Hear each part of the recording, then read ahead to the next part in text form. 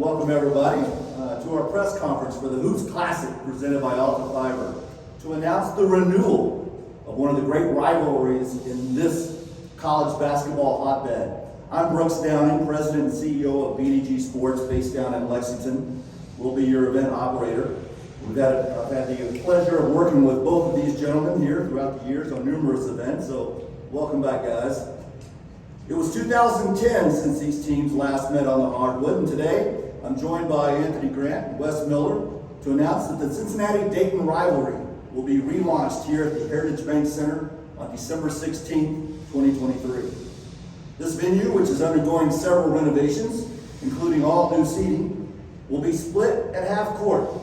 Dayton fans on one end, Cincinnati fans on the other, in a true split-the-house setup. Ticket pre-sales will start at both schools tomorrow, followed by general public sales beginning 1 week from today at heritagebankcenter.com, ticketmaster.com, or the Ticketmaster app. Some great storylines surround this game. This is the third longest series in program history for both schools. For the Bearcats, in just his second season, Coach Wes Miller led UC to a 23-win season and a berth in the NIT last year. Now he prepares his team for its first appearance this season as a new member of the Big 12 Conference. Exciting times over at UC. Anthony Grant begins his seventh season at Dayton, and last season led the Flyers to a second place finish in the A-10 and a runner-up spot in the league tournament. UD returns junior forward Deron Holmes II, who is a two-time All A-10 pick and last year's conference tournament most outstanding player. Now let's hear from our two distinguished guests. First, Coach Miller, tell us your thoughts on the renewed rivalry. Well, I think we're in a part of the country that's rich in college basketball tradition. Certainly, I've been talked about this for 2 years. It's one of the things that I love about coaching basketball in Cincinnati is the pride and the passion of our fan base. People love college basketball, but there's other institutions in this area, you know, that have similar fan bases and similar passion for our game. And when you can put those two of those programs together, it's a special thing in non-conference play. And certainly, we get that every year with the crosstown shootout. But I didn't realize when I moved to Cincinnati how close Dayton was. I think we're within an hour, and sometimes it feels like with all the suburbs that the two cities are almost connected. I'm very well aware of just the tradition of Dayton basketball, and the fan support, and then learning more about the history of the two programs playing against each other. I think it'll be great for the city of Cincinnati, for our program to play a high-profile game against a great program, great coach here in Cincinnati in a neutral environment. And again, as close as Dayton is, it'll be neat to have, as you mentioned, Brooks, two fan bases in a true neutral environment in the same arena. That doesn't happen a whole lot anymore in college basketball. Coach Grant, same question to you. What's it mean to have UC back on the schedule? Well, I think I would echo, Wes's comments. I think, first and foremost, you're looking at two very tradition-rich programs. I'm fortunate that, I played at Dayton, and I can remember during my time at Dayton playing against UC in that rivalry and the history, and I think you've got two of the elite fan bases in the country. I know in a non-conference game to get this quality of an opponent on our schedule is a great opportunity for our guys, and I know our guys are excited about it. We're looking forward to it, and I know the fan bases are really excited about the opportunity to renew the rivalry, so I think we're all looking forward to it. One more question for you guys, and we'll open it up to the media. Coach Miller, tell us about your expectations for the upcoming season. Well, it's a lot of movement for UC athletics, certainly for our program moving into the Big 12. It's been, no matter which way you look at it, it's been the best basketball conference in America for the last 5, 6, 7, 8 years. We've known about it now for over a year, so we've been preparing for that move, for that challenge. We're excited about it, And the expectation always when you coach at Cincinnati is you have a team that competes nationally with everybody in college basketball, that you have a team that represents Cincinnati in the NCAA tournament, and now a team that can compete in the Big 12. So that's the expectation, and you take a job like UC, you know that walking through the door. We're not spending a lot of time day to day worried about results right now. We're spending a lot of time worried about getting better every day, having a productive summer, and doing the right things. So that's my expectation right now, is that we get better in practice and we take the floor later today. That we put a day together that results in a week, so we can look back and say that we had a really good summer here when our summer session ends in a couple of weeks. But yeah, there's major expectations. We like that. There's high stakes. We're in a big time conference now, so we're really looking forward to this year. Coach Grant, same thing. You got a good core coming back. What's your expectations for the coming season? Well, I think for us, we've got a lot of new pieces that we're trying to integrate to our team. We've got most of our guys on campus right now, most of them available to us. We've got a foreign tour that we're getting ready for here in a couple of weeks. So I think for me, it's about learning our team, having them learn us, terminology, just how we play, the standards, the expectations, and those things. But I'm excited about the group. I think we've got a really good group of guys. They get along really well. I think they like to compete. So we're excited about the potential that we have. Great. We'll turn it over to the floor. I've got Andre Boucher, who will be our media relations director and tournament director for this event. He's got the mics. Just state your name and affiliation. Ask your question. Keegan Nixon with Bearcat Journal. Wes, which side kind of initiated these talks in this renewed rivalry? Which side? Yeah, which side? Which team? Which administration kind of initiated the talks? Honestly, I'm not quite sure. I think athletic directors were talking about this for a while, and I know communicating directly with Anthony and I. Anthony and I have not talked about the game directly probably until today, but it's something that I've supported from the moment that I heard it, because as Anthony mentioned, you're looking for high-level non-conference games that will help prepare you for league play, that will help prepare you to be an NCAA tournament team. We're looking for those opportunities in non-league, and playing Dayton certainly gives us that opportunity. And then you also kind of check a box of playing in a big-time college basketball environment, and playing against a local program with a ton of history and tradition. So on a lot of levels, the game makes sense.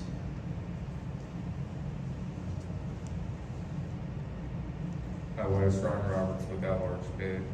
You added 6 new additions over the off season. What are some of the challenges with those additions, and how does a game like this help prepare you for conference play? What are the challenges with the additions? Well, that's becoming more of a normal thing in college basketball. To have, I think we have 6, as you say 6, I believe we have 7 newcomers. 7 newcomers is probably about average over the last couple of years. But it's just really important to start to learn each other this time of year as quickly as possible. So we have, like the summer, the time we have on the floor, the time we have together as a group off the floor in the weight room, that time is really valuable in the summer, because the sooner that we can get to know each other, build some real genuine relationships, start learning how to work together, that's going to help us to assimilate as we get into the season. And then, as you mentioned, you got to go through some things in the non-conference to get ready for league play, especially when you have new bodies and new faces. So playing some really difficult games and being tested early in the year, that's going to help any team, but it's certainly going to help a team where there's some new faces around. Neil Meyer with the Front Office News. Wes, you mentioned the Midwest basketball style here in this area between schools like Xavier, Dayton, yourself. Just talk about how exciting it is for the city of Cincinnati not only to play 2 predominant programs like Xavier and Dayton here this upcoming season, and one especially being here on a neutral site. Yeah, well, always said this, it's every game to a coach or to a player matters. I mean, we're all really competitive, and we all really care about winning. But there's something that matters a little different when it's local and fan bases are engaged. You know, those are the kind of environments we all love to play in as players. We certainly enjoy coaching in, and so in this area, there's opportunities for that, and we're always going to seek out those opportunities because those are the types of environments that add to a college basketball season. And I think our kids want to play in those environments. I think kids who are recruiting want to play in those environments, and playing against a program like Dayton and Anthony's team, that's exciting. Like our guys watched Obi Toppin, and you know, they paid attention. So it's exciting, it's positive, and we'll continue to seek out local games moving forward. David Jablonski, Dayton Daily News. For both of you, how did you decide to play this on a neutral court as opposed to an home and home? Well, I think as Wes mentioned, I think the administration of both universities got together and looked at a way to renew the rivalry, and trying to decide where the best place was for it. This facility obviously is a neutral site that was available. We felt like accessible to both fan bases, so I think it just made sense to do it here.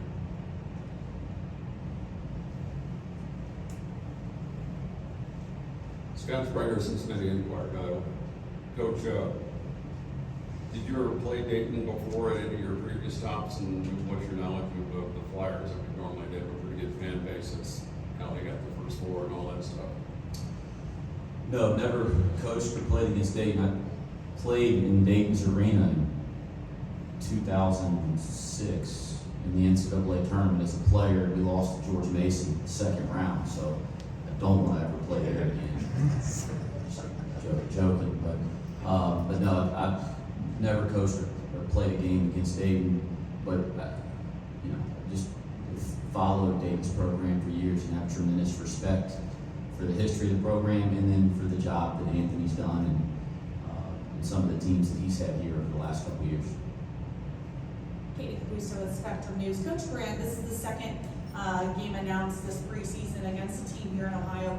Can you talk a little bit about the importance about playing these in-state opponents? Yeah, well, I think you've got such tradition-rich programs here in the state. A lot of history of success. Between I think just in this region, as Wes mentioned, in the Midwest, you've got so many great basketball programs and such great fan bases that it just makes sense. That if you get a chance to get your teams together, it makes sense for both teams that you do it. So we're excited, for the opportunities that we have in front of us.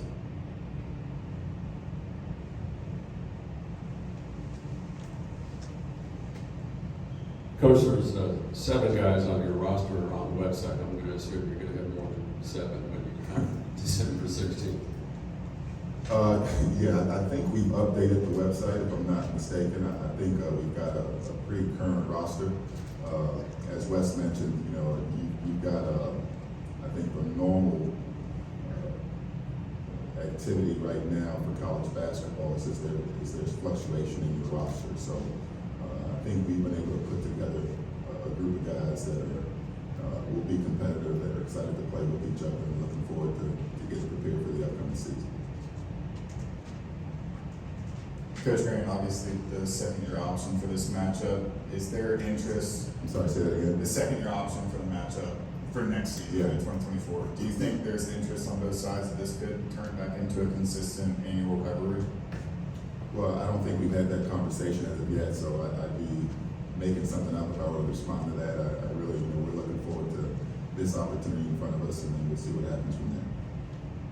I'll add too that in talking to the administrators and the ADs, when it came to the second year, just because of the fluctuation of college basketball, obviously UC going into Big 12, just the normal churn that's happening right now, the option's there, but no commitment yet. Anything else? There's not been a game here in some time. Will there be a new floor? Is there a floor here, or who makes the floor? Will it be decorated with this logo and all that stuff? As a matter of fact, that's a great question. They do have a floor. We're going to bring in a new floor for this game, new floor and goals for the setup. So it'll look pretty sharp. They've got new seating going in, as you can step out and check out after the press conference. So some renovations are underway. They've got a lot more plans for other renovations, but we'll take care of the playing surface, and it'll be top notch with the logos, etc.